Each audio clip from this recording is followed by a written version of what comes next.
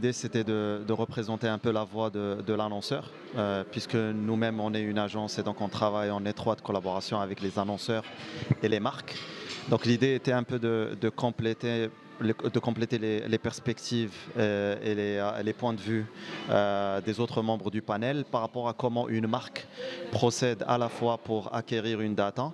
acheminer une data ou bien une donnée jusqu'à ses points de vente et s'assurer que pendant ce parcours-là, que cette data-là ne soit pas détériorée d'une manière ou d'une autre. Et donc, c'est cette explication-là un peu par rapport au process, à quel point les marques et leurs partenaires sont hyper exigeants et exigeantes pour veiller à ce que cette acquisition, traitement de la data et puis analyse de la data se passe dans les meilleures conditions qui soient. Comme j'ai expliqué, en fait, le premier verrou, il est technologique entre guillemets. C'est que la majorité des marques sont aujourd'hui outillées de systèmes CRM sur lesquels en fait on a une donnée qui est cryptée, donc qui est chiffrée et qui ne peut être accessible qu'avec des accès qui ont été octroyés, soit en interne au niveau de l'annonceur, soit au niveau de ses partenaires, qui soient agences, centres d'appel, etc., etc. Donc le premier verrou qui est mis en place par les marques, c'est cet outil-là, qui est le CRM. Le deuxième verrou qui est mis par les marques et par leurs agences, c'est de s'assurer que pendant tout le processus d'acquisition, de traitement et puis d'analyse de la retombée, qu'on s'assure qu'on a mis les bonnes personnes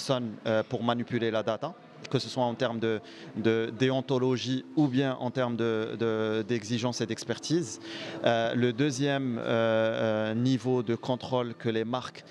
mettent en place, c'est de s'assurer qu'il y ait un contrôle et un audit hyper régulier de cette démarche-là pour pouvoir un peu la verrouiller s'il y a effectivement des brèches qui ont été identifiées pendant le parcours. Est-ce qu'il est bien protégé? On ne fait pas mieux probablement que d'autres pays dans le monde, et hyper matures en termes de protection de la donnée et de la data, et qui pourtant souffrent de problèmes et de dégâts suite à la communication d'une donnée et qui a été utilisée d'une manière frauduleuse. Maintenant, ça dépend énormément, pour répondre à votre question, ça dépend énormément en fait de la maturité à la fois de l'annonceur, de ses équipes, de son système d'information qui est mis en place et du niveau d'exigence qu'il a mis en place pour ne pas justement